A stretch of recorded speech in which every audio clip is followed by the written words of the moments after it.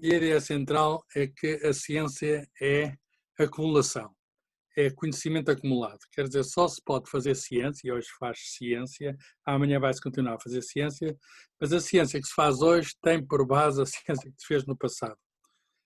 Os conhecimentos adquiridos hoje têm de ligar aos conhecimentos adquiridos atrás.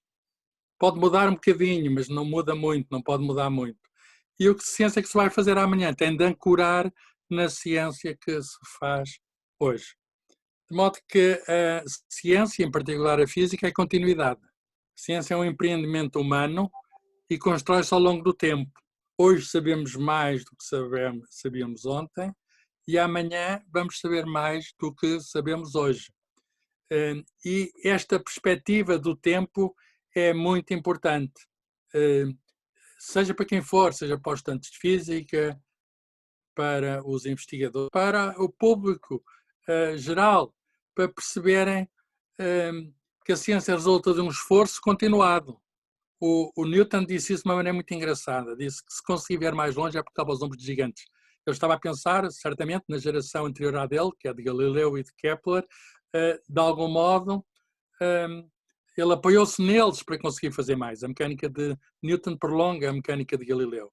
No entanto, os que vieram depois de Newton, em particular, aquele que conseguiu subir mais aos ombros dele, que foi Einstein, não podia ter feito aquilo que fez sem conhecer a obra de Newton e antes dele as de Galileu e outros. O que isso quer dizer é que temos de colocar a ciência como um empreendimento humano no seu quadro histórico.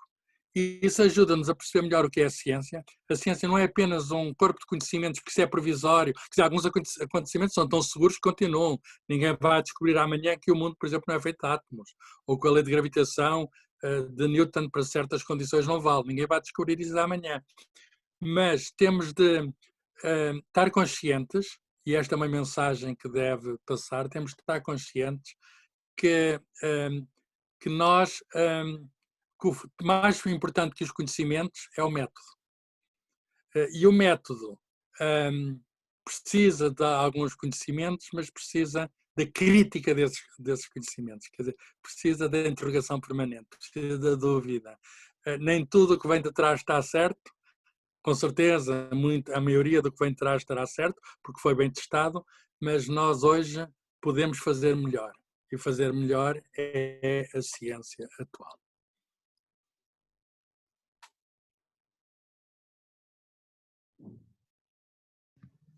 Muito Respondi bem. à pergunta? Sim, sim, com certeza. De uma forma que aliás, considero, me deixa em concordância absoluta e julgo que é uma boa introdução para, então, o tema que nos traz aqui hoje.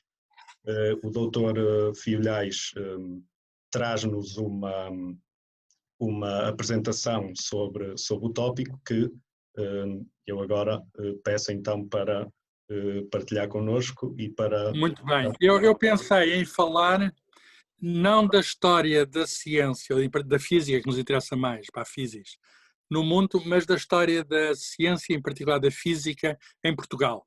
Porque essa história não é muito conhecida, até os próprios estudantes de física, por vezes, não conhecem bem. Portanto, eu vou tentar, em meia hora, fazer um percurso ao longo da história portuguesa e ver, digamos, destacar algumas figuras, alguns acontecimentos, algumas obras que se passaram ou aqui em Portugal ou em territórios que estavam, digamos, sobre a administração portuguesa e que, enfim, acontecimentos que de algum modo, pelo menos alguns deles, foram relevantes até do ponto de vista da história da ciência mundial. Por vezes não é essa percepção que Portugal também desempenhou um papel e, enfim, continua hoje a desempenhar. A ciência é global e a ciência tem passado por aqui e continua hoje a passar por aqui. A ciência sendo um empreendimento internacional, Portugal tem sido parte desse esforço internacional com altos e baixos, com luzes e sombras. E é essa ideia de evolução que eu vou então tentar partilhar aqui com esta apresentação que está aqui. Eu suponho que estão a ver, está na totalidade do ecrã, ainda não vejo aqui no Facebook, ainda não está. Isto tem um ligeiro atraso, em breve deverá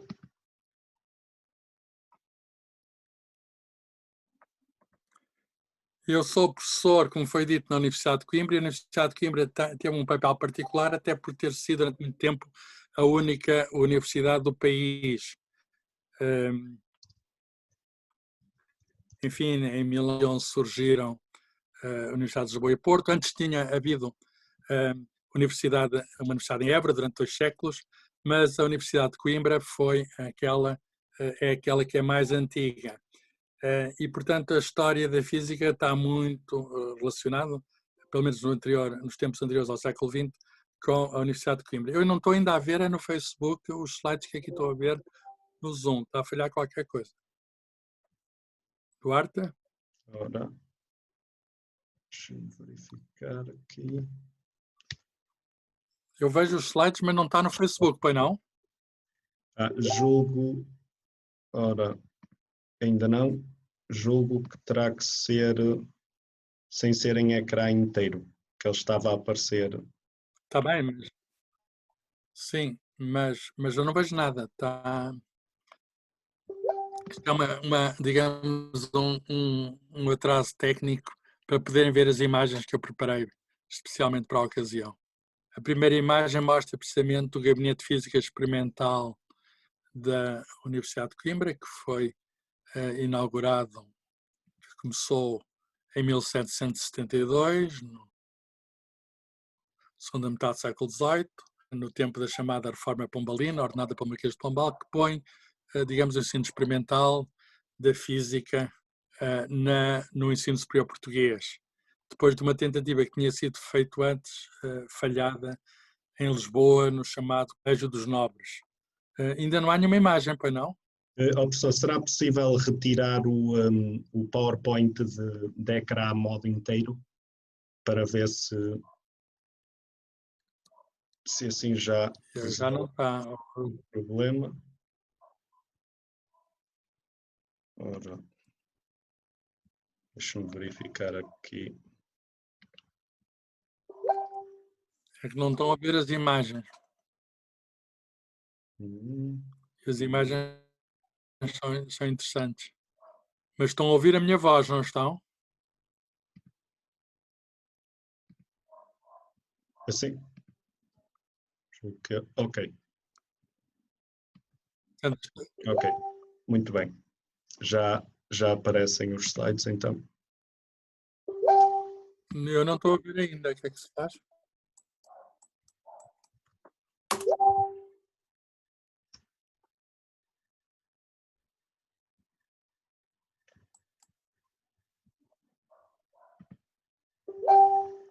Já aparecem? Não.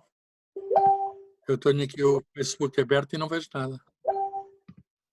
Professor, se não se importar, fazemos uma breve pausa só para retificar estas... Agora é que apareceu. Agora é que apareceu. Agora é que apareceu, está bem? Eu vou pôr em maior para verem melhor.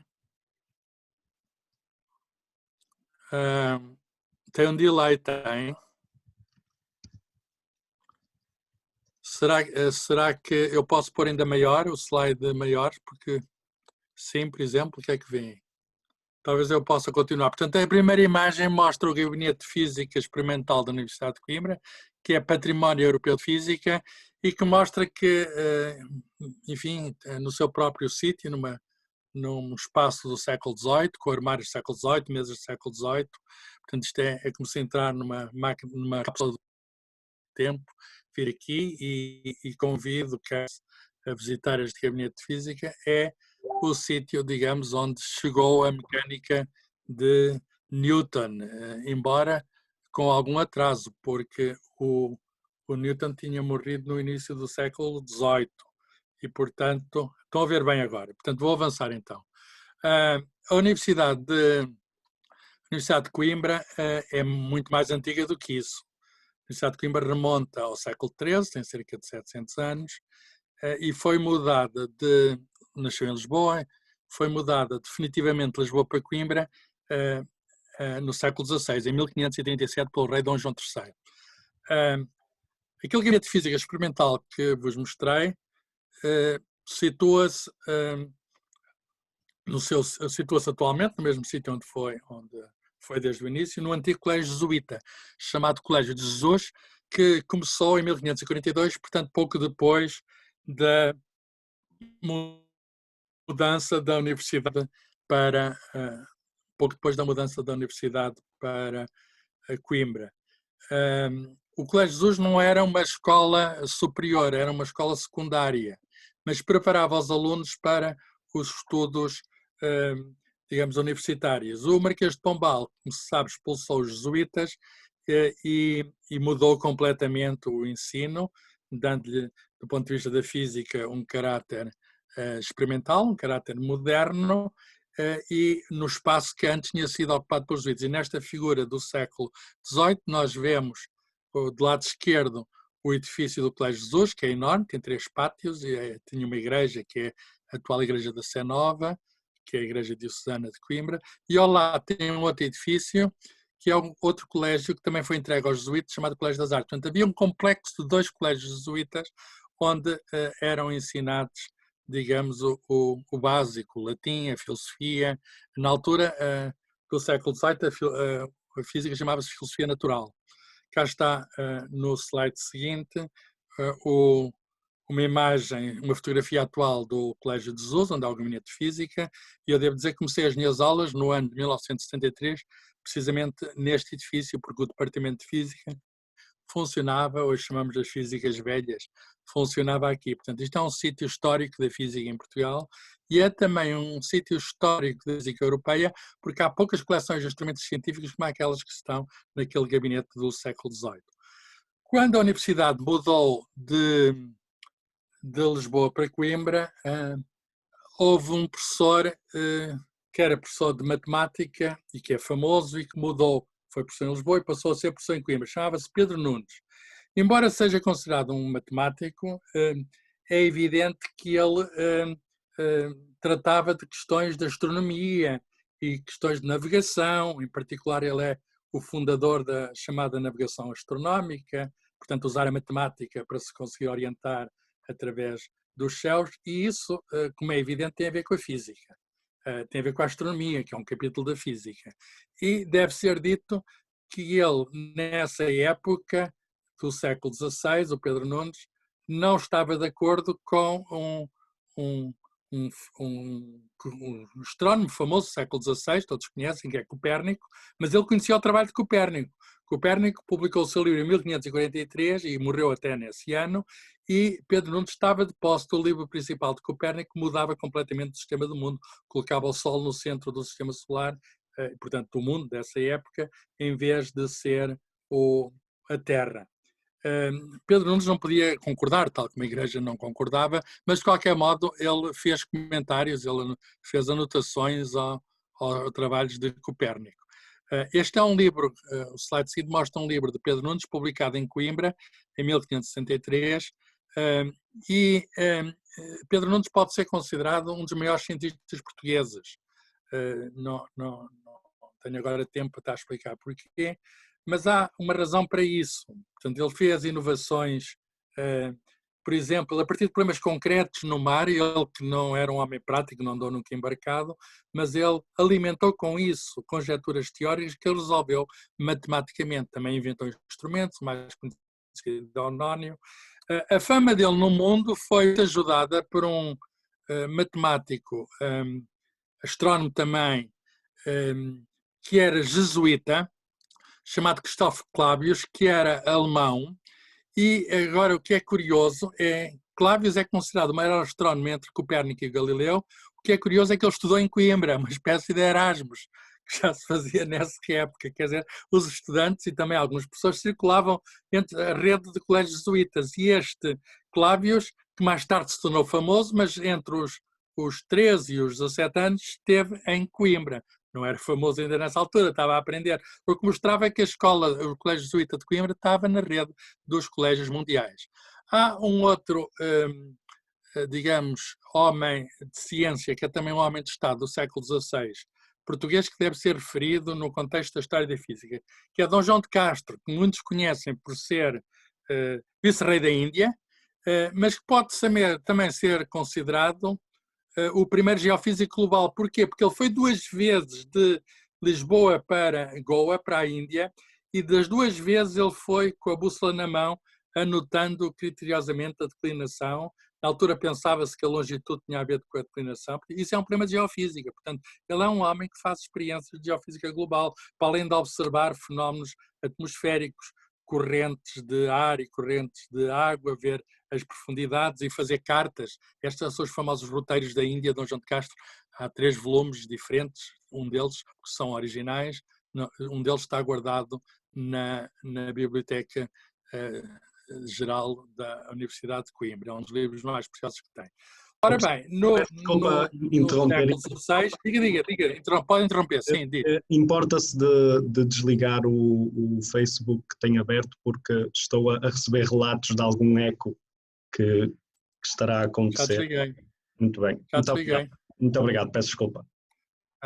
Bem, Galileu nasce nesta época de Clávios e de Pedro Nunes. Aliás, portanto, o Clávios ajudou muito à fama do Pedro Nunes no mundo, porque foi considerado, digamos, um grande matemático e ele fez muitas citações de Pedro Nunes. E o Galileu, quando era jovem, visitou o Clávios em Roma, e o Clávios encorajou o jovem Galileu. Como sabem, Galileu, em 1609, é o primeiro a observar a Lua e outros astros com o telescópio. Há uma relação portuguesa com o Galileu. Pode-se perguntar quando é que as descobertas de Galileu chegaram a Portugal. A utilização do telescópio e a observação não só da Lua, com os crateras e isso, mas também, muito importante, os satélites de Júpiter e também de Vênus, as fases de Vênus. Ora bem, houve uma instituição que demorou muito tempo, funcionou em Lisboa entre 1590 e 1759, que é a Aula da Esfera em Lisboa. Funcionou no sítio onde é hoje o Hospital de São José e pode ainda em parte ser visitado este espaço, onde estiveram alguns matemáticos internacionais e também alguns deles podemos considerar físicos internacionais, que vêm da escola de Clávios, de Roma. E esses, de algum modo, fizeram a ligação entre Itália e Portugal, trazendo, esta aula da esfera é uma instituição dos jesuítas, portanto aquele chamava-se o Colégio de Santo Antão, funcionava no atual Hospital de São José e, portanto, era uma instituição dos jesuítas. Em Coimbra havia o Colégio de Jesus, o Colégio das Artes, em Lisboa havia o Colégio de Santo Antão, e foram eles, os jesuítas, que trouxeram as notícias das observações de Galileu. E há uma série de nomes, depois de jesuítas, aos estrangeiros, um austríaco chamado Greenberger, um italiano ou 2 italianos, um chamado Lembo e outro chamado Borri, que vêm de Itália e ensinam em Lisboa e também em Coimbra. O Borri ensinou também em Coimbra, e que são responsáveis pelas primeiras observações com telescópios feitas em Portugal, cerca do ano de 1613. Ora bem, e até eles ensinaram a fazer telescópios. Ora bem, não é muito tempo depois de 1609, quer dizer, Portugal foi dos primeiros sítios para onde foi transferida a grande revolução de Galileu. E Portugal era o posto de partida para sítios longínquos, como a Índia, como a China. E agora é muito, muito curioso que tenha sido um português jesuíta que tenha sido o primeiro a divulgar as observações de Galileu num livro publicado na China, precisamente no ano de 1614. Vejam lá, 5 anos só após Galileu já estava a ser publicado um livro na China, em mandarim, em chinês, por um padre português. Portanto, Portugal desempenhou aqui um grande papel na história global da física, porque foi o responsável foi intermediário nesta transferência científica, hoje falamos de história global, nesta transferência científica da Europa para a Ásia. Este Borri não esteve na China, mas este Borri esteve no Vietnã. E depois de voltar no Vietnã, ele fez observações em Coimbra. Eu tenho aqui um livro que ele publicou a partir de aulas dadas em Portugal, Coleta Astronómica, e neste livro aparece uma gravura da Lua, que foi uma lua que ele observou em Coimbra em 1631. Não só é a primeira representação da Lua em Portugal feita com o telescópio, mas é também a primeira representação da Lua feita em todo o mundo depois de Galileu. o que não deixa de ser notável. Portanto, Portugal, de algum modo, tinha esta, e cá está, um observatório do que os jesuítas têm. Hoje há restos em Pequim que se podem ver, de um observatório que os jesuítas estiveram muito perto do imperador. Porquê? Porque com a ciência de Galileu e de Newton era possível prever acontecimentos astronómicos de uma maneira muito mais exata, muito mais precisa do que faziam os astrólogos chineses. Havia uma instituição lá com um nome engraçado chamado Tribunal da Matemática, e os jesuítas, mesmo quando acabaram já em Portugal, continuaram ainda na corte imperial chinesa. Porquê? Porque a sua ciência era boa ciência. A ciência é global. A ciência não é apenas um empreendimento ocidental. A revolução científica deu-se na Europa, mas Portugal contribuiu para essa transferência para o mundo. Isto não quer dizer que todos os jesuítas estivessem na crista da onda, muito avançados. Continuava-se a ensinar Aristóteles, portanto, ensinamentos que o Galileu vinha pôr em causa, de alguma maneira, com as suas observações e com as suas experiências. Há um escrito chamado Os Coimbricenses, são comentários a Aristóteles, que foram feitos em Coimbra, e aqui o curioso é que eles espalharam-se pela rede de colégios jesuítas do mundo, e um daqueles que estudou por esses escritos, vamos chamar assim, por esses livros, foi o famoso René Descartes, que é outro fundador da ciência moderna, contemporâneo do Galileu e do Kepler, e, portanto, ele não apreciou muito, digamos, a ciência aristotélica, mas ela, em parte, era também transmitida a partir de Coimbra. Portanto, em Portugal havia, digamos, o mais avançado, mas também havia, e há aqui algum paradoxo, mas a história faz-se destes paradoxos, havia também a ciência pré-galilaica, a ciência mais antiga. Eu dou um salto no tempo para falar de um outro padre, mas este não jesuíta, embora tivesse andado num colégio jesuíta no Brasil, que foi estudante da Universidade de Coimbra. E quando tinha estudante muito novo, 20 e poucos anos, mas teve uma ideia que é uma ideia tecnológica. Portanto, não tendo ele grandes bases de ciência teórica, no entanto, teve uma ideia prática. Foi a ideia do primeiro balão. Ele propôs, no início do século XVIII, em 1709, propôs ao rei Dom João V, tinha alguém que o protegia e que o pôs em contato com o rei, e há aqui uma representação fantasiosa, que é a passarola, e o que é certo é que isto voou, quer dizer, um instrumento que é um balão parecido com o balão de São João do Porto, e foi a primeira vez que, com testemunhas, pelo menos no Ocidente, porque já existiam balões no Oriente, um balão se ergueu do solo. Ele, claro, estas experiências depois não prosseguiram, nem há memória que tenha sido feito nenhum balão tripulado. Só cerca de 80 anos depois é que os irmãos Montgolfier vão em França fazer as primeiras ascensões. E em Portugal não demorou muito, foi um italiano, Vincenzo Lunardi, que fez a primeira viagem de balão em Portugal, partiu do Terreiro do Paço em Lisboa, em agosto de 1794, comemoraram-se há pouco tempo os 225 anos, se não me falha a conta, e foi, enfim, ele não podia controlar por onde ia, foi para onde os ventos o levaram. Vendas novas no Alentejo, e, portanto, ele acaba por chegar a solo alentejano e acaba por ser o primeiro destino aéreo em Portugal. Avancemos então no século XVIII e vou referir 2 ou 3 nomes que são anteriores à reforma de Pombalina, à reforma do Marquês de 1762. E já são também ainda pessoas da Igreja, está a saber o papel que a Igreja desempenhou neste tempo, mas não são da ordem dos jesuítas, são de uma outra ordem, que é a ordem chamada dos oratorianos, que hoje ainda existe no mundo, mas não em Portugal.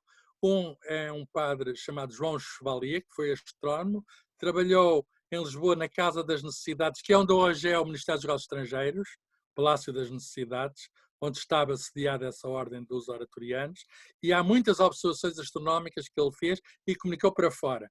A certa altura, o Marquês não apenas perseguiu os jesuítas, acabando com eles, mas também perseguiu os oratorianos.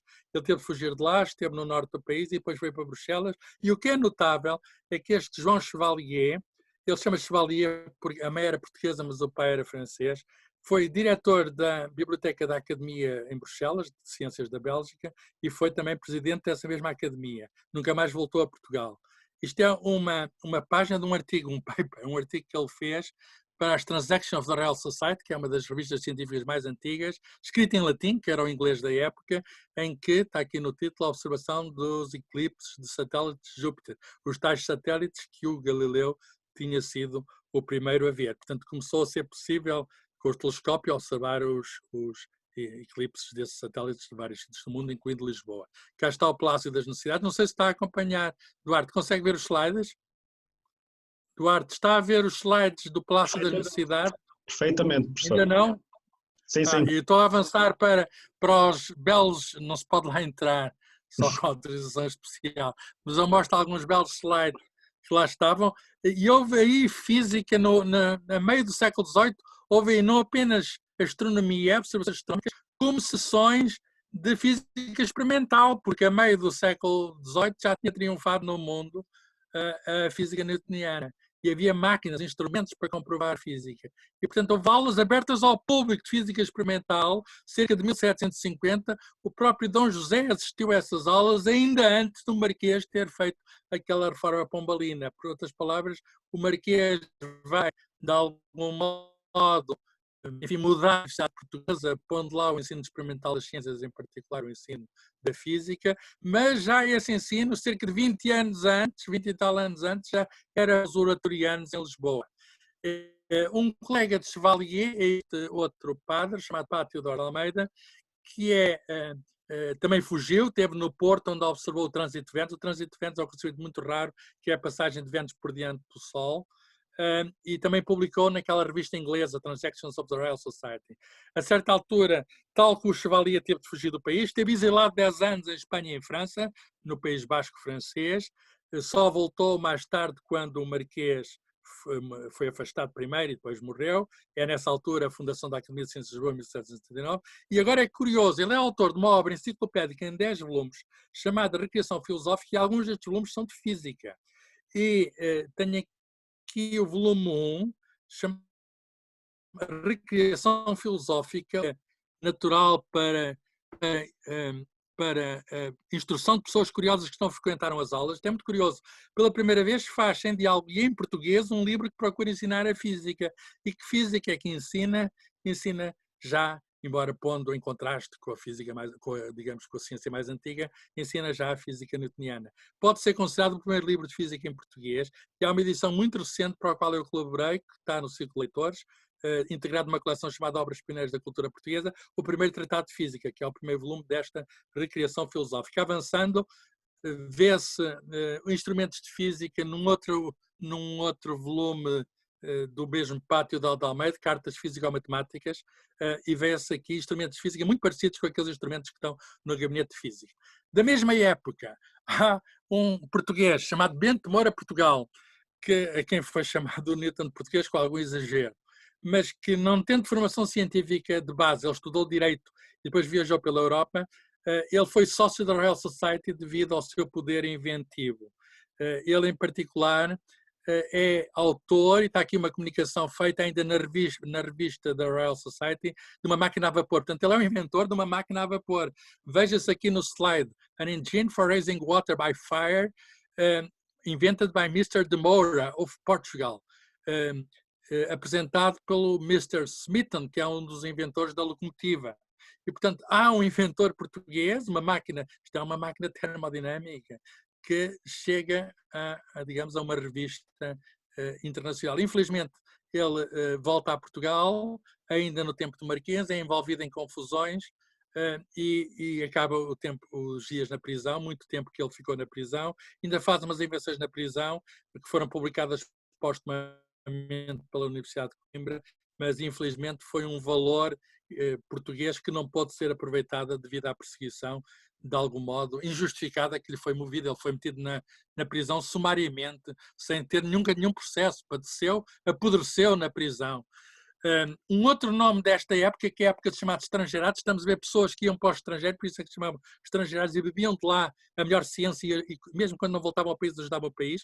Há um nome famoso que é João Jacinto Magalhães, nascido em Aveiro, estudou no Mosteiro de Santa Cruz em Coimbra, chegou a ser frade, mas depois deixou de ser frade, que emigrou para Paris e para Londres, e é talvez dos nomes maiores da ciência do século XVIII. Porquê? Porque ele, em Londres, membro da Royal Society, ele conhecia toda a gente. Na astronomia conheceu o Messier, que deu o nome ao catálogo de galáxias. Na matemática conheceu o Euler e correspondia-se com ele. Na física conheceu o James Watt e o Alessandro Volta, o inventor da máquina a vapor, digamos, que se tornou mais popular, e o Volta, o inventor da pilha. Na química conheceu Lavoisier. O João Jacinto Magalhães ajudou, aliás, digamos, às ideias da química inglesa a contactarem com as ideias da química continental, de algum modo no tempo de formação da nova química. Criou um prémio com o seu próprio dinheiro para uma sociedade filosófica, quer dizer, uma sociedade de física americana, dirigida pelo Benjamin Franklin, que era amigo dele. Ele, com o dinheiro, ele não teve descendentes, não casou, nem teve filhos, com o dinheiro dele, deu o dinheiro ao Franklin, que era seu amigo, para fazer uma medalha chamada Prémio Magalhães. Magalhães não é do Fernando Magalhães, é deste João Jacinto Magalhães, que ainda hoje existe. Foi dado já a pessoas como os inventores de GPS, por exemplo. O prémio científico americano mais antigo tem o nome de um português, deste João Jacinto Magalhães, porque o dinheiro veio dele. E ele manteve contactos com Portugal, enviando equipamento, está aqui escritos dele, e algum equipamento está naquele gabinete de física da Universidade de Coimbra. Cá está o Marquês de Pombal, vou avançar mais rapidamente. Quando ele, em 1762, inaugura, digamos, este gabinete, trazendo de Lisboa, onde estava parte do equipamento, se calhar também alguns dos instrumentos que tinham estado no Mosteiro dos Oratorianos, no Colégio dos Oratorianos, mas o professor que ele traz é um professor italiano, já laico e não padre, Giovanni Dalla Bella. Portanto, tal como hoje os professores trocam de instituição e há circulação internacional, há um professor que vem de Pádua e é o primeiro professor de Física Experimental na Universidade de Coimbra, e faz em latim o primeiro livro de Física para uso dos estudantes da Universidade de Coimbra, porque o outro livro em português era para uso popular, para uso geral. E cá temos o Gabinete de Física da Universidade de Coimbra, e cá temos instrumentos notabilíssimos, este grande ímã que foi oferecido pelo Imperador da China ao rei Dom João V. Está lá também, no Museu da Ciência da Universidade de Coimbra, ao qual pertence esse gabinete, está também o primeiro microscópio que chegou a Portugal, foi oferecido por outro estrangeirado, um português que fugiu para o Reino Unido e que ficou lá, chamado Jacob Carlos Sarmento, e que, curiosamente, foi o primeiro a traduzir para português um texto de Newton chamado A Teórica das Marés. Quer dizer, a teoria das marés. Newton foi o primeiro a fazer uma teoria, digamos, verdadeira, fiel das marés, explicar porque é que há 2 marés ao dia, e um texto de Newton é trazido para português em português por um imigrado de Portugal no Reino Unido. Enfim, há outras pessoas dessa época, um antigo padre jesuíta que é matemático, José Monteiro da Rocha, foi professor de matemática em Coimbra. Havia uma faculdade de matemática e havia uma faculdade de filosofia. Filosofia entenda-se física, e estas 2 faculdades eram complementares. Saltamos para o século XIX para percorrermos, digamos, o tempo rapidamente, e a Universidade de Coimbra começou a ter concorrência em 1887, depois da Revolução Liberal, vão agora passar 200 anos da Revolução Liberal, e funda-se 2 escolas politécnicas de orientação mais prática. Uma em Lisboa, Escola Politécnica de Lisboa, mais tarde vai ser base da Faculdade de Ciências de Lisboa, da Universidade, e na Academia Politécnica do Porto vai ser a base da Faculdade de Ciências da Universidade do Porto, onde suponho que o Duarte estuda, não é? No Porto, na Faculdade de Ciências do Mestrado, não é? Certo? Exatamente, professor. Pronto. E, portanto, conhece bem este sítio. Ora bem, estas instituições foram importantes, podíamos falar de muitas coisas, mas, por exemplo, foi no Porto, e foi um professor de Física do Porto, seu nome Damásio, que fez o primeiro telégrafo. Estão a ver a ligação da física à sociedade. O primeiro telégrafo em Portugal funcionou no Porto. E só mais tarde é que teve lugar em Lisboa. Porquê? Porque houve a ação de um professor de física no Porto para pôr a funcionar o primeiro telégrafo entre a Foz do Douro e o Palácio da Bolsa. 2 sítios que todas as pessoas do Porto conhecem.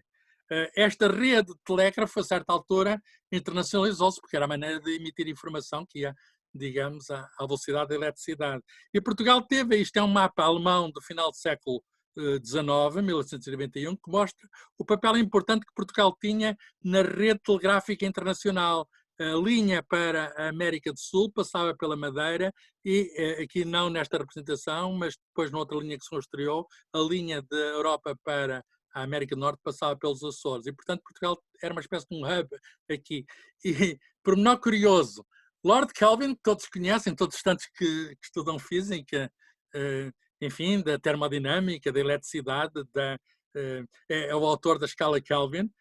Ele andava, era também empresário, não era só físico, e ele andava com o seu veleiro a instalar o cabo no Atlântico. E ao passar pela Madeira, encontrou lá uma menina que era filha do cônsul inglês na Madeira, de quem ele se enamorou, e vai ser a senhora, a Lady Kelvin. Portanto, Portugal foi também um sítio de paragem de um grande físico, talvez um dos maiores nomes do século XIX. Há outra história curiosa, um professor do Porto que tinha estudado em Coimbra, um professor da Escola Politécnica do Porto, chamado Adriano Paiva, pouco depois da ideia do telefone, de Bell, em 1966, teve a ideia da televisão.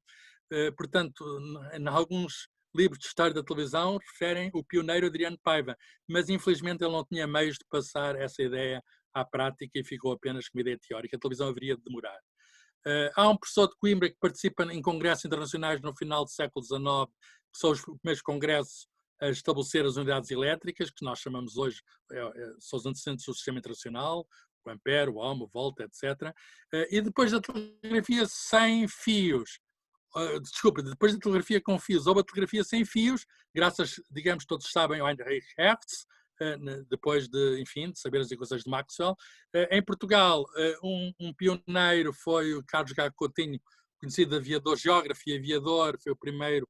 Vai-se comemorar agora em 2022 os 100 anos da travessia aérea do Atlântico Sul, mas ele em 1900 patenteou um detector de sinais de ondas de rádio.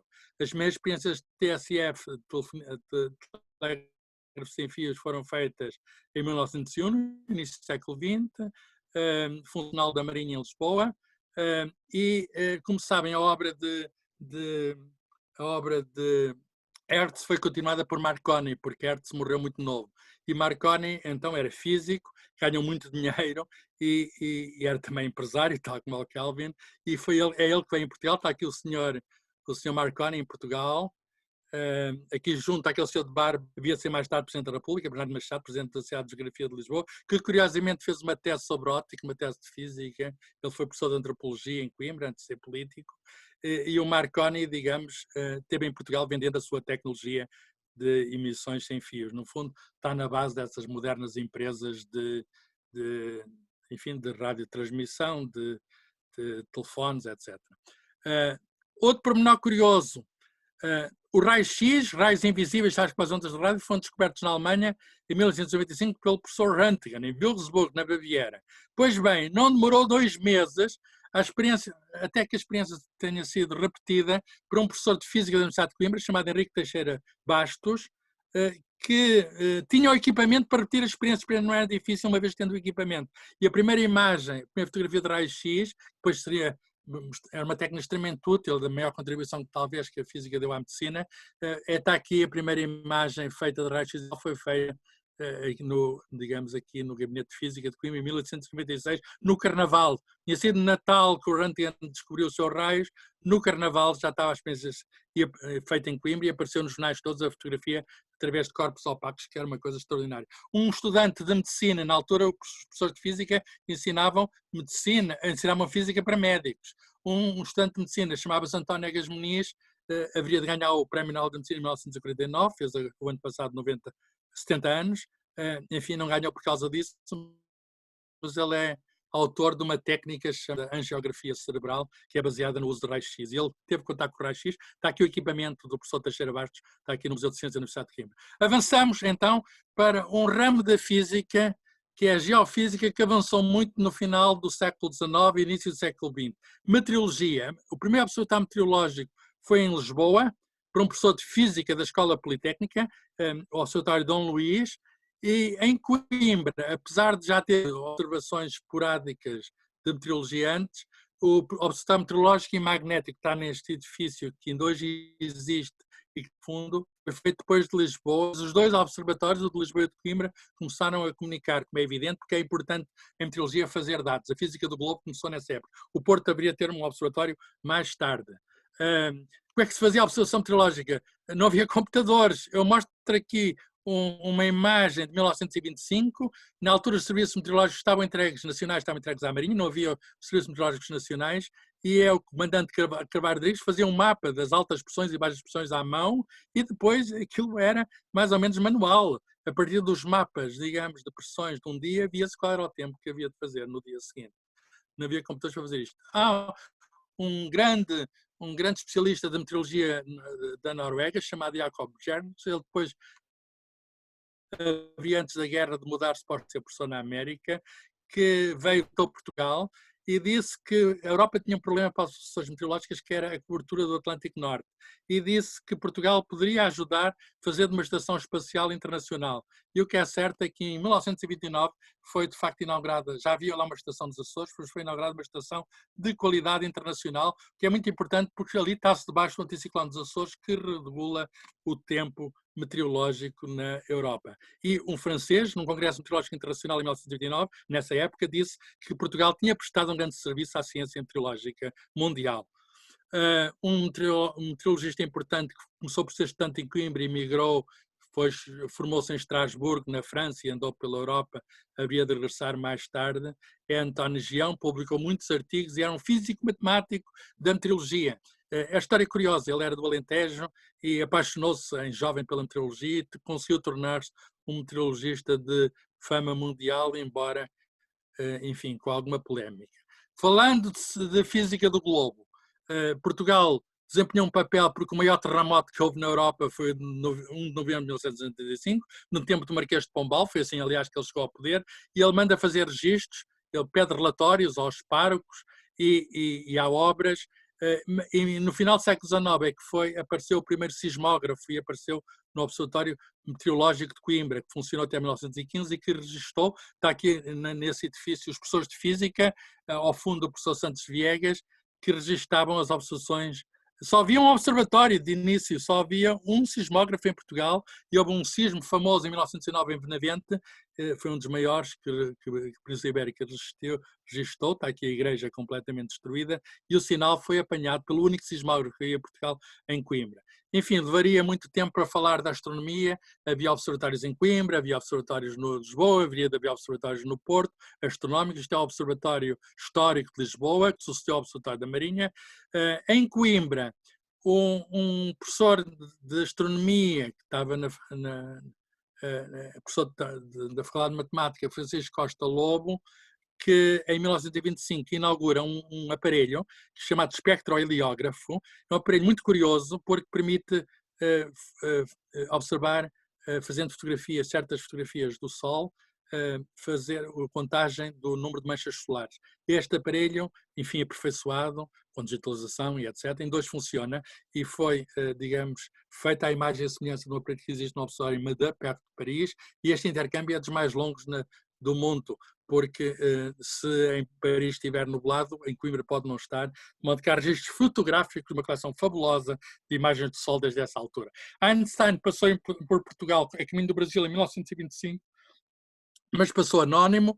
Ele diz que tirou fotografias de umas varinas, está aqui uma imagem do meu livro Física Divertida que mostra o Einstein admirado perante as varinas.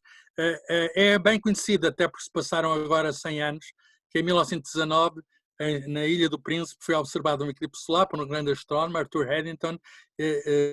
O Príncipe, eu lembro, era um território colonial português, não houve astrónomos portugueses presentes, embora os portugueses tivessem colaborado com a expedição britânica, que se dividiu uma parte do Príncipe e outra parte do norte do Brasil, tiveram-se colaborado dando apoio logístico, mas não esteve nenhum astrónomo português, mas é considerado um dos maiores eventos da física do século XX, porque foi este evento que projetou a fama de Einstein. Einstein tornou-se verdadeiramente Einstein quando as suas previsões foram confirmadas, quer no Príncipe, quer no Sobral, no norte do Brasil. Está aqui o sítio do Príncipe, o marco que assinala onde foram feitas as fotografias do eclipse.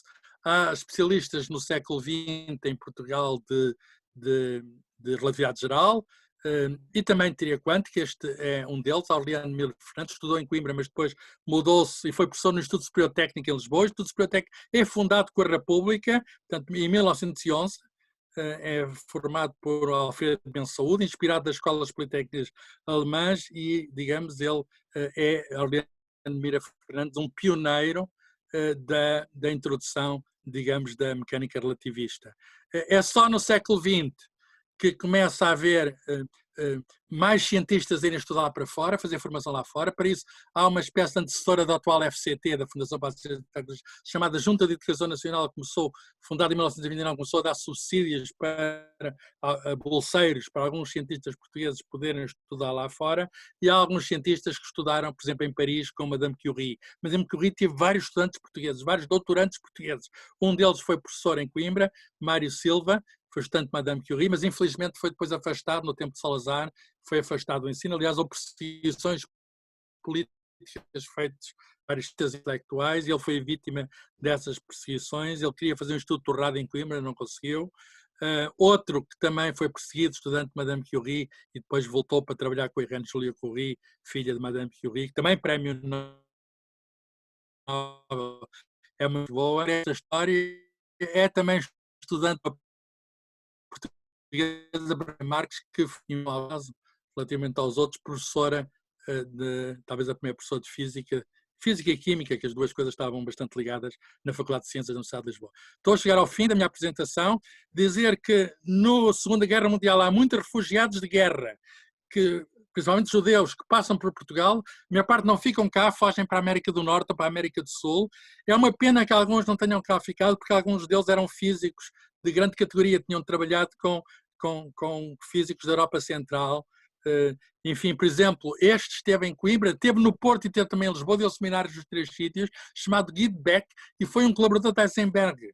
E, portanto, digamos, pessoa que esteve próxima dos autores da teoria quântica, esteve em Portugal, mas não esteve muito tempo em Portugal, teve 1 ano e pouco. Porquê? Porque o ambiente nesse tempo não era propício, digamos, à estadia de cientistas estrangeiros.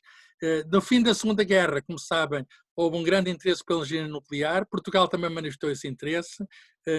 No início dos anos 60, enfim, cria-se uma junta para estudos para investigação nuclear e é construído um reator nuclear de investigação que demorou muito tempo.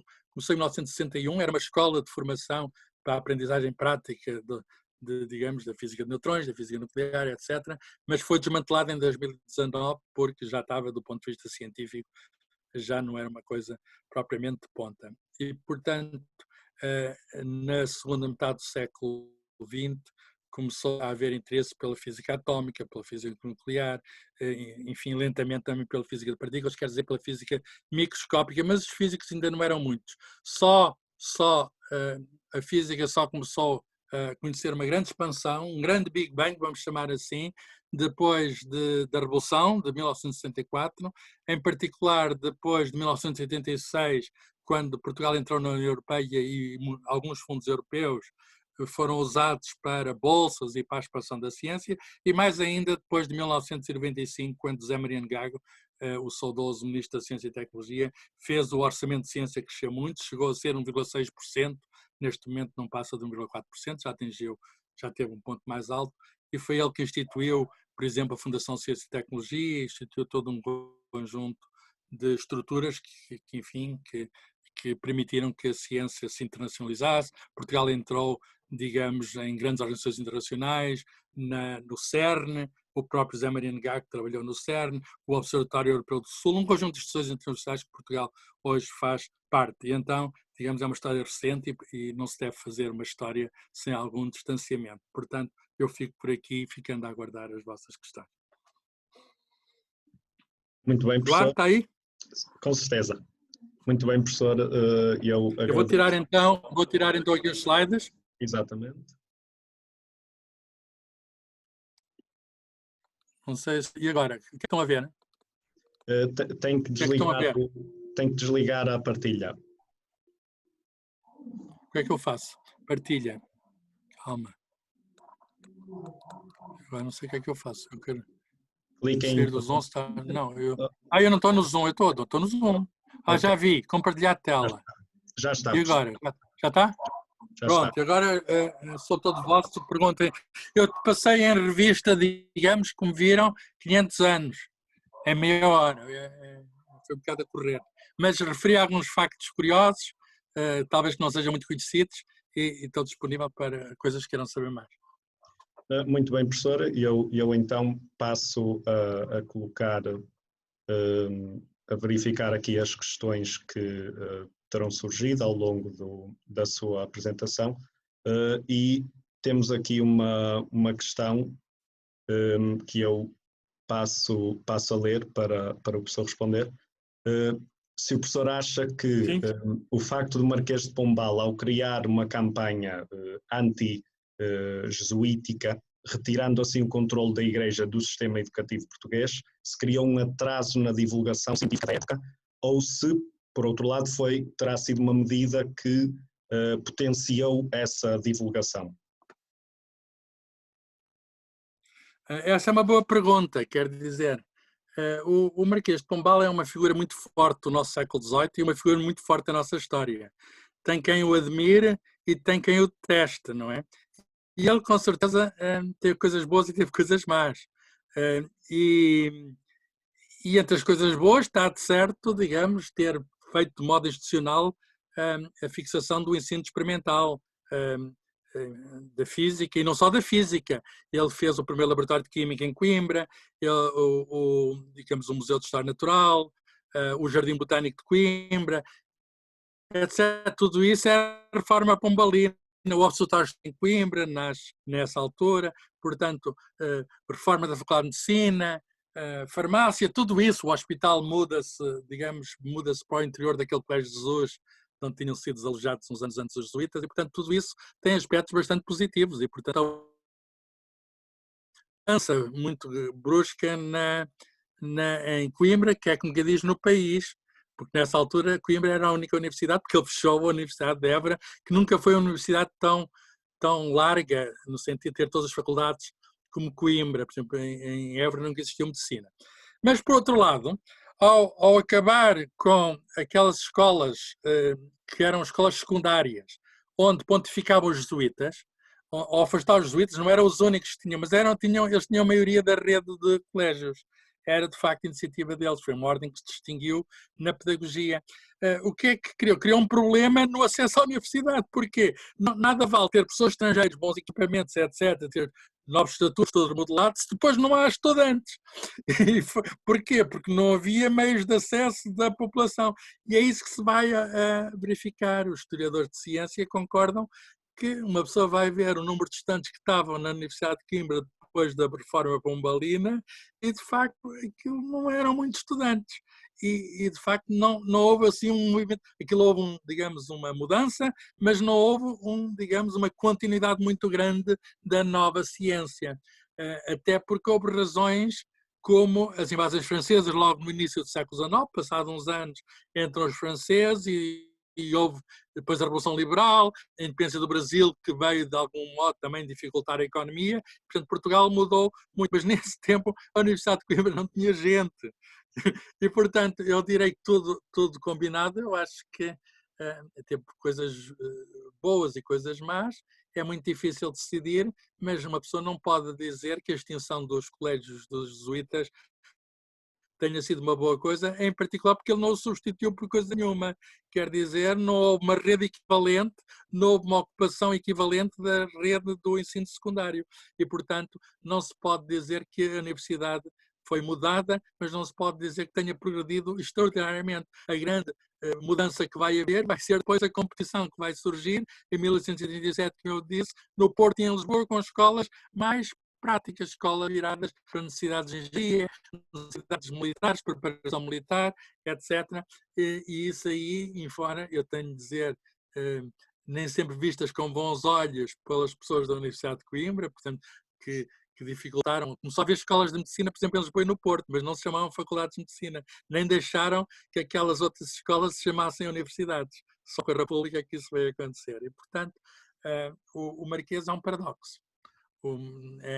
Eu até a brincar costumo dizer que ele é o homem das luzes, o iluminismo é o tempo das luzes, mas ele, para mostrar a luz dele, para mostrar que a luz dele brilhava, apagou a luz dos outros. E assim é mais fácil brilhar. Precisamente. Ora bem, temos... Ainda há quem faça isso hoje, há quem apaga a luz dos outros para brilhar mais. Perdão. Sem dúvida. Ora bem, temos aqui uma outra questão. Professor, seria possível que o Observatório Magnético e Sismológico da Fajá de Cima, inaugurado em 1911 por Francisco Afonso Chaves, conseguisse prever a erupção do vulcão dos Capelinhos em 1958?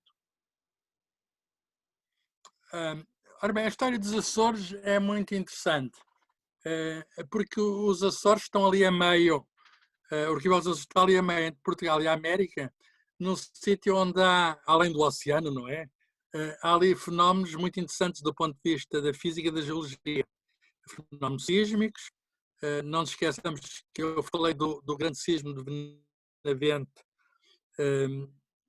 mas houve um com mais mortes em 1980 em Angra do Heroísmo, e é um sítio também de erupções vulcânicas. A mais famosa é, de facto, no final dos anos 50, a erupção dos Capelinhos, que foi um acontecimento notável, porque já tinha havido entrada em funcionamento de vulcões, mas sei lá, em águas do Índico, longínquas, mas foi a primeira vez que se viu aparecer assim um vulcão, de repente, uma nova ilha, até ao lado da ilha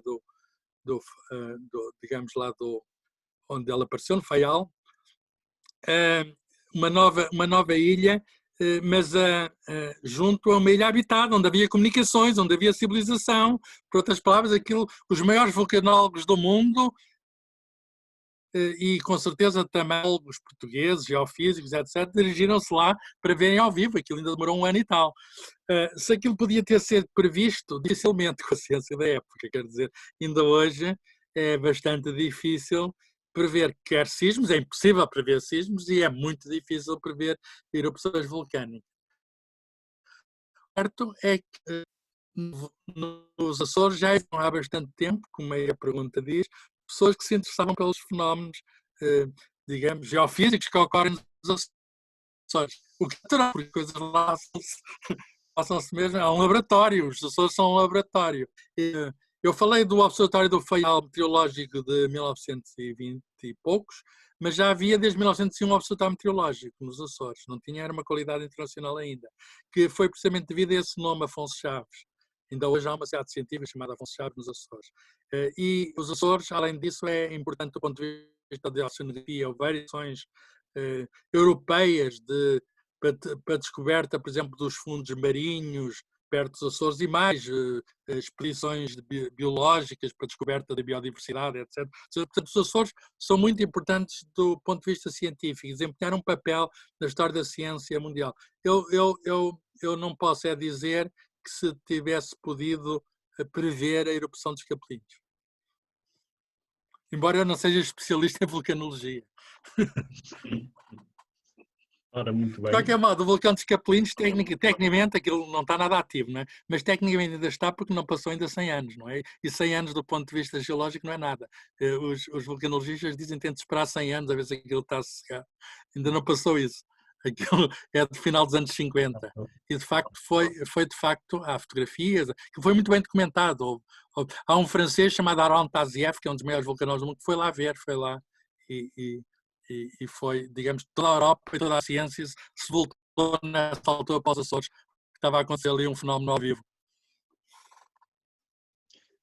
Professor, temos há outra questão para lhe colocar, que é, portanto, o difícil balanço, sobretudo na altura da Segunda Guerra Mundial e também posteriormente com o longo tempo que demorou a reconstrução e todo o clima de Guerra Fria. Portanto, a questão é pedir ao professor algum comentário sobre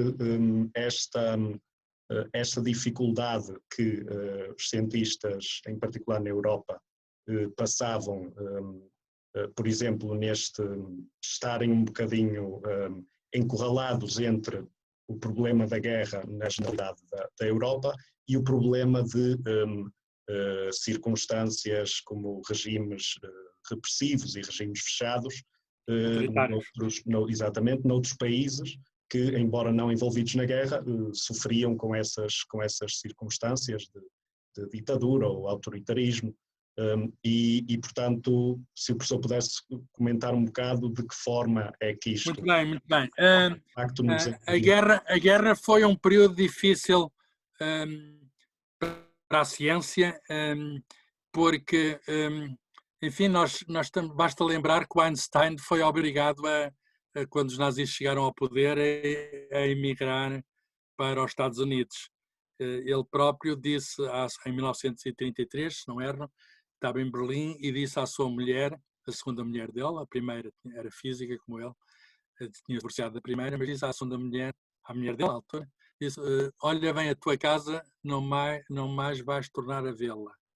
E de facto ele, embora tenha podido voltar à Europa no fim da Segunda Guerra, ele não quis voltar à Europa. Portanto, ele dizia o pior do regime nazi, ele foi perseguido pelo regime nazi e houve aí a ciência chamada ciência alemã, e a ciência judaica era considerada como oposta à ciência alemã. Portanto, isto é uma visão completamente ideológica e pseudocientífica do empreendimento científico. E não foi apenas o caso de Einstein, tudo aquilo que tivesse a ver com de perto ou de longe com uma linhagem judaica eram excluídos. E como se imagina na comunidade científica, em particular na física, havia muitos judeus. E então vamos encontrar, por exemplo, no projeto de construção da bomba atómica, bastantes sábios vindos da Europa.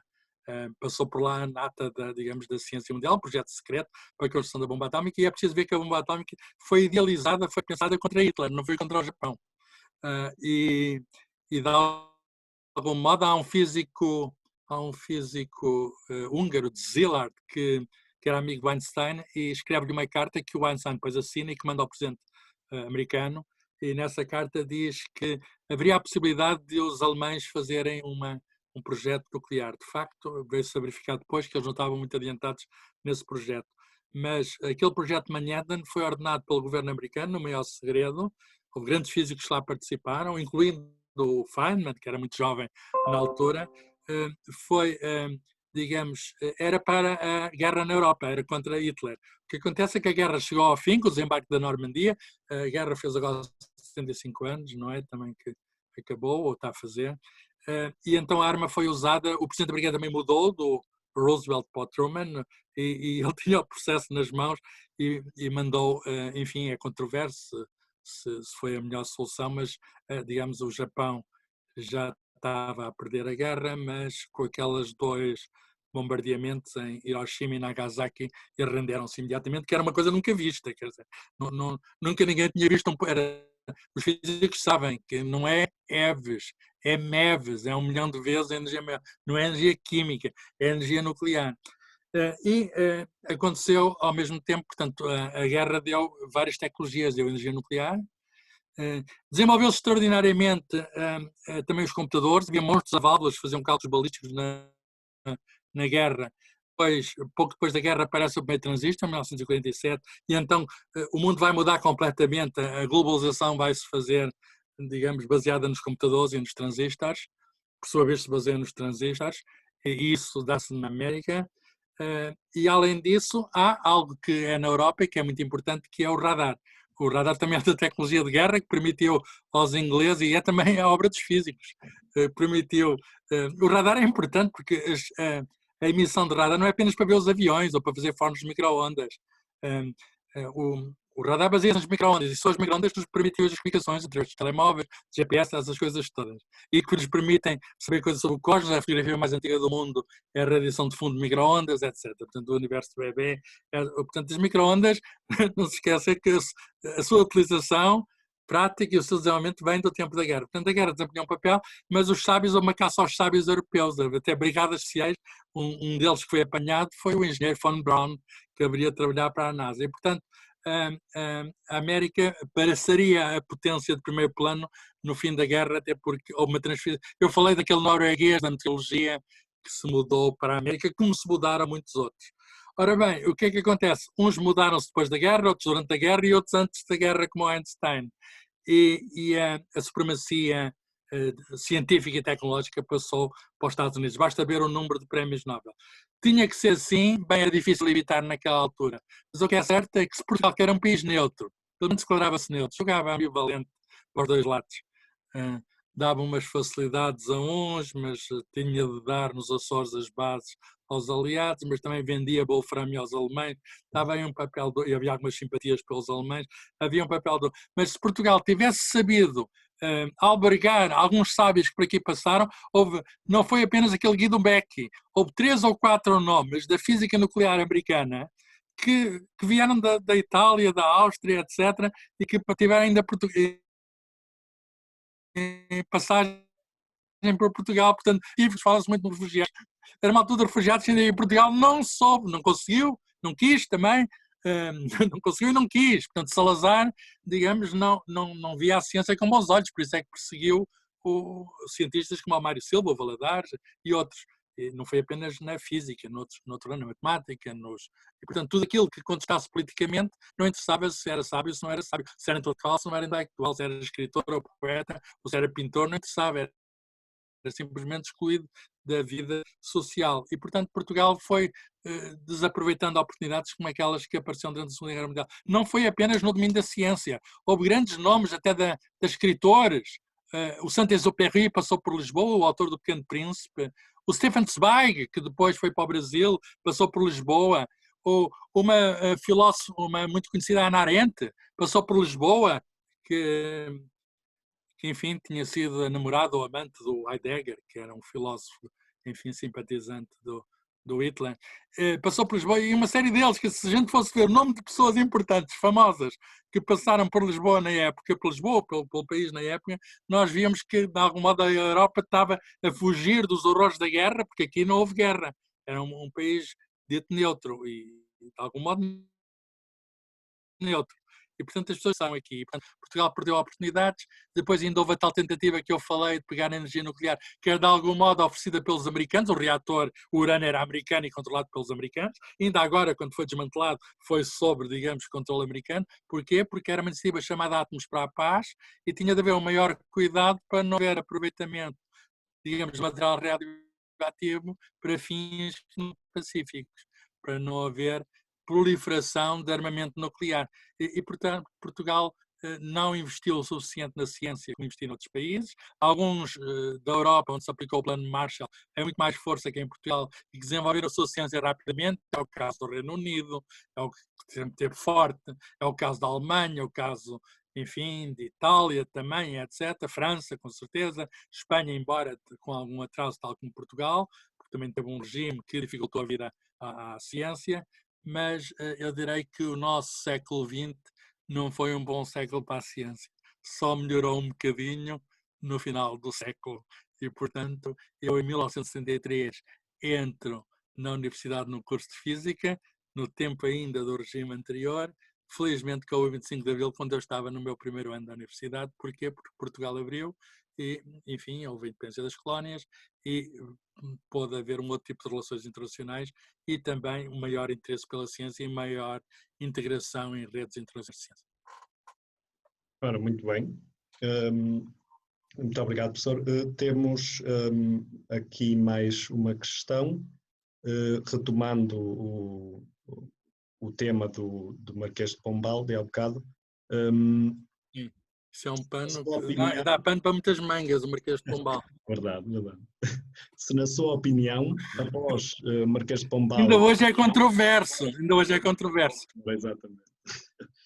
Mantém-se após estes anos todos. Essa dualidade mantém-se após estes anos todos, não é? Na perspectiva... Vamos lá ver. O que é que significa? A história não tem que fazer julgamentos. A história não é um tribunal. A história tem de apresentar factos.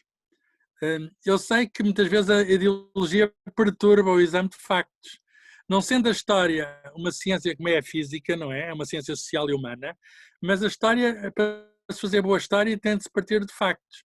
E, portanto, nós vamos ver o que é que o Marquês de Pombal fez. O que é que o Marquês de Pombal escreveu. O que é que o Marquês de Pombal afirmou. E, de facto, há um rol imenso de documentação que nos permitem, enfim, hoje, à distância que nós temos, fazer juízos, mas não compete à história, digamos, aos historiadores, dizer gosto do fulano, não gosto do fulano. Ele é uma figura histórica. Agora, é preciso também ver Ele tem a estátua mais alta cá em Lisboa, é curioso, não é? Mas onde se vão celebrar os jogos de futebol, as vitórias dos jogos de futebol. Mas é preciso também ver que ele próprio foi bastante responsável por ficar na história, por outras palavras. Ele instalou uma máquina de propaganda tremenda que uh, eu vou dar um exemplo da máquina de propaganda que ele fez. Ele, por exemplo, antes de tirar os jesuítas, mandou comissões para justificar isso, em que dizia o pior dos jesuítas e mandou traduzir esses documentos, espalhá-los pelo mundo todo, que ele conseguiu não apenas expulsar os jesuítas, mas esse bote expiatório, e isso é muito atual hoje, ainda hoje há botes expiatórios, os americanos já têm os chineses, o bote expiatório no tempo da pandemia. Ele achou que os jesuítas que era o diabo. É tão simples como isto. E então, não apenas em Portugal, mas ele conseguiu que a Espanha, que a Itália e que o Papa, passado uns anos, acabasse com os jesuítas. Eles depois deveriam de reaparecer no mundo e em Portugal. Mas ele conseguiu que o Papa, para ver o poder que Portugal politicamente tinha, conseguiu que o Papa acabasse com a ordem, extinguisse a ordem. Portanto, ele tinha um ódio de morte aos jesuítas. Agora, ódio de morte não é bom, não é uma coisa boa para os jesuítas e, portanto, eles não o têm. E já aconteceu o superior, o geral dos jesuítas já veio a Portugal, até já se ajoelhou. Não sei a conversa que ele teve com o Marquês de Pombal, mas já se ajoelhou lá no monumento do Marquês e já tiveram uma conversa. Está no segredo entre eles. Acho que lhe deve ter perdoado. É muito questão perdoar.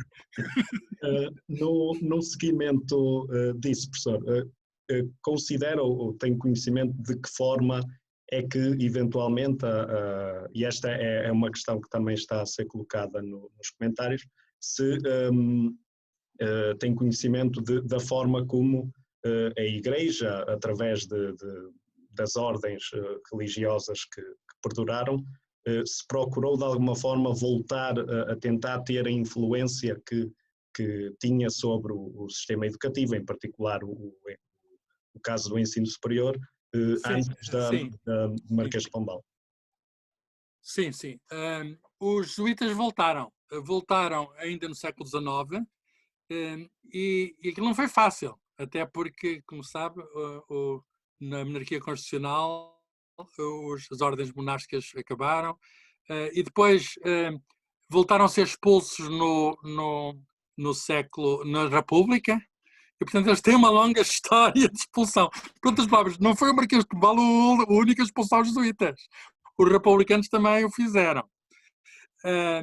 Isso não impediu, e é muito curioso, e eu tenho alguma admiração pelos jesuítas até por causa disso, que eles cada vez que voltassem, pegassem na ciência.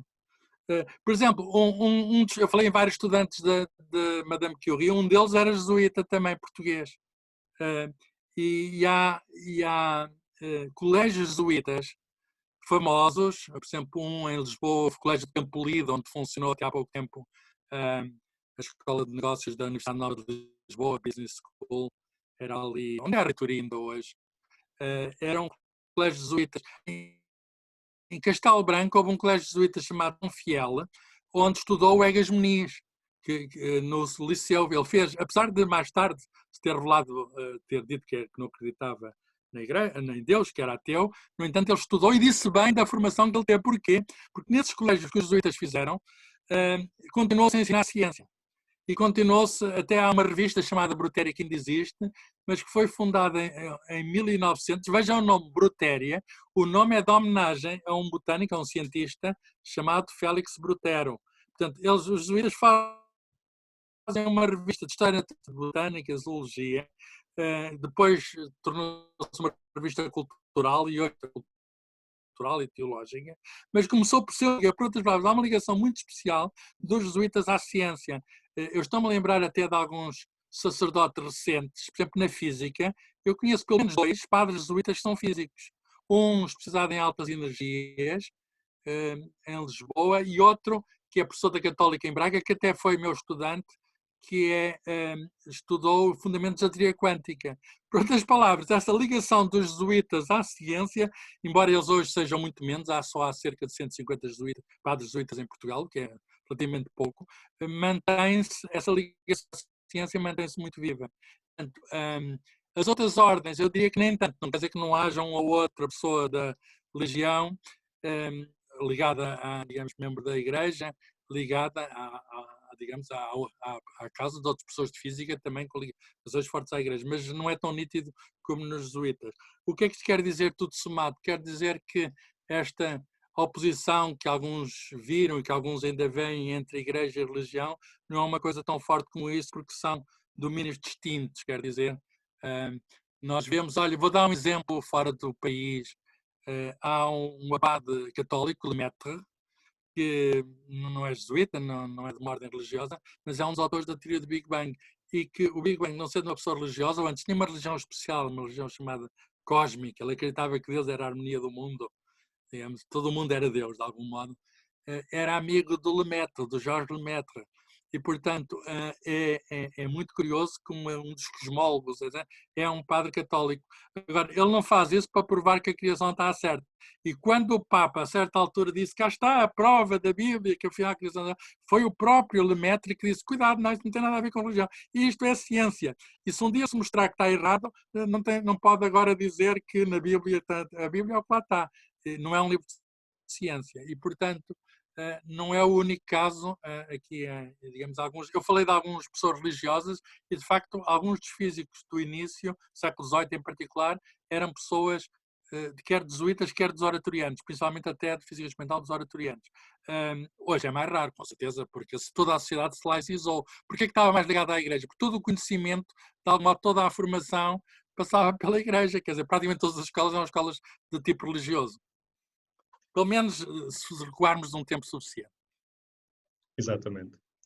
Professor, julgo que não temos mais questões nos comentários, portanto eu colocava-lhe uma última pergunta, talvez aqui um toque final da perspectiva do professor, portanto, tendo em conta passamos por toda a história importantes aspectos Sim. históricos do desenvolvimento da física, em particular em Portugal, e eu colocava então a questão ao professor, tendo em conta que, como referiu há bocado, que começou a estudar física em 73 e que já tem uma enorme experiência sobre os desenvolvimentos que tiveram nesta fase, neste tal boom, desde meados dos anos 80, e eu colocava a questão ao professor se considera que estamos numa altura, bem, apesar das infelizes circunstâncias desta pandemia,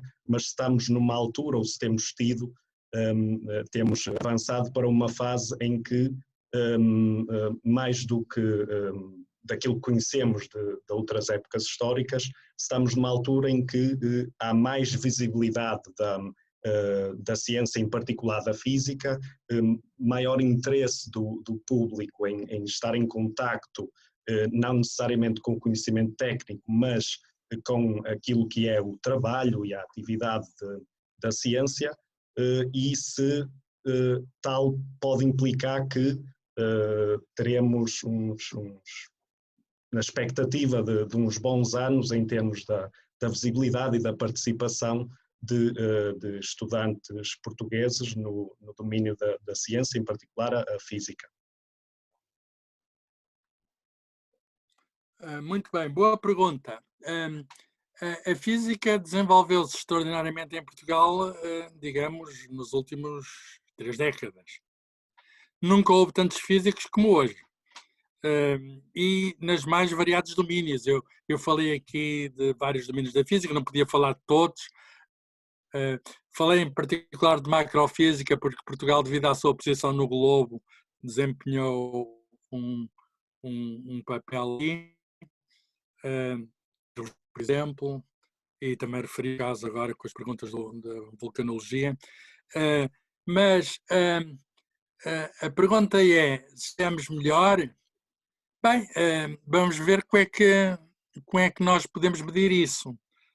Se olharmos para a parcela do produto interno bruto, que é investida na ciência e tecnologia em geral, e portanto a física é uma parte da ciência e tecnologia, portanto mais ciência e tecnologia também significa mais física, já tivemos melhor de facto, já houve mais investimento, eu já disse isso, já tivemos um pico em 1,6% do PIB, e neste momento já há alguns anos, há uns 4, tem havido alguma estagnação, que foi causada por aquela crise em que interveio a Troika e, portanto, todo o país foi obrigado a contrair e a ciência foi vítima disso, contra a minha opinião. Eu acho que a parcela que é investida na ciência é uma semente para o futuro e, portanto, está-se a apostar no futuro.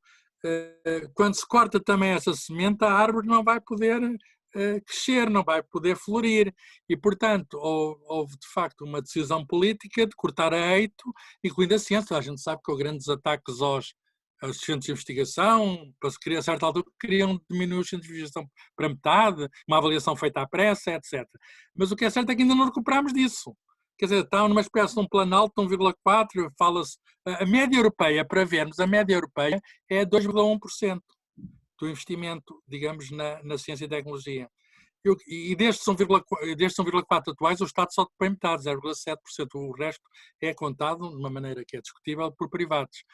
Qual é a consequência para isso? É que nós conseguimos formar muita gente, porque em particular houve dinheiro, enfim, para bolsas e para fazer formação lá fora e cá dentro, agora atualmente mais cá fora, mais lá cá dentro do que lá fora, mas o que nós não estamos a conseguir é arranjar vidas para essas pessoas, já empregos científicos para essas pessoas.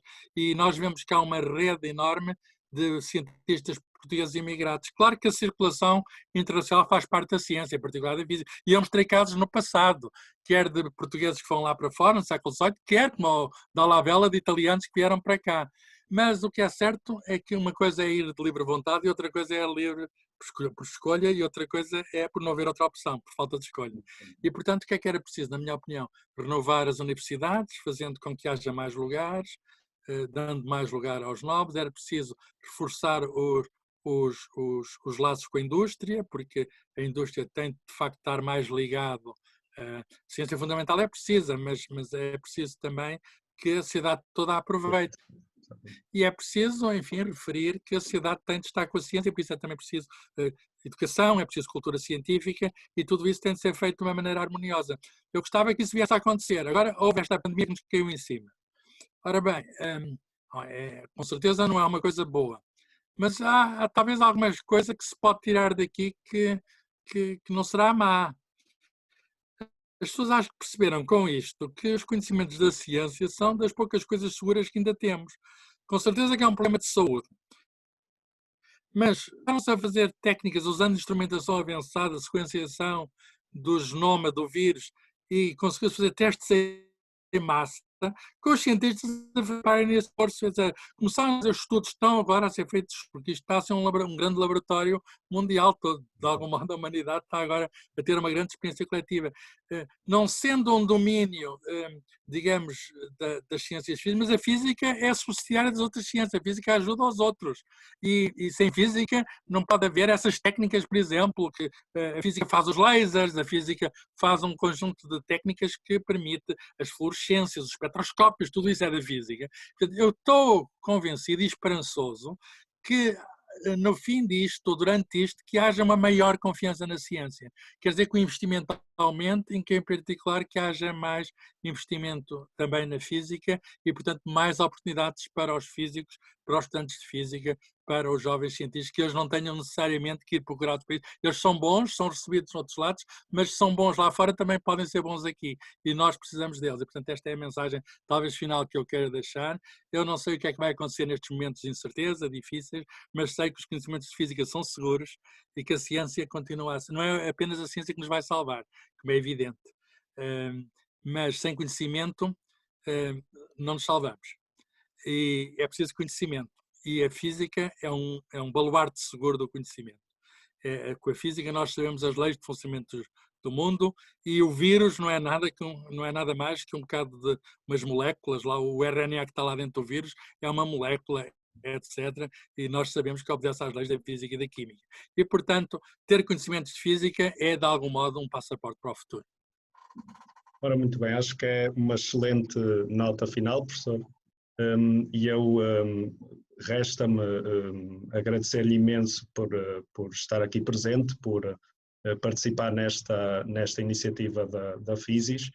Acho que foi um excelente tema com que começar esta ronda de sessões para espalhar mais aquilo que é a física, desenvolvimento histórico da física e aquilo que as e os estudantes associados à Physis e que estudam física em Portugal e a nível internacional, que possam ter esta oportunidade também de expor, digamos, para não só internamente, mas também para a sociedade, digamos, aquilo que é aquilo que nós estudamos, aquilo que é o fundamental da ciência e da física em particular, como o professor tão bem disse. Muito obrigado, contem comigo, força. Muito obrigado, professor.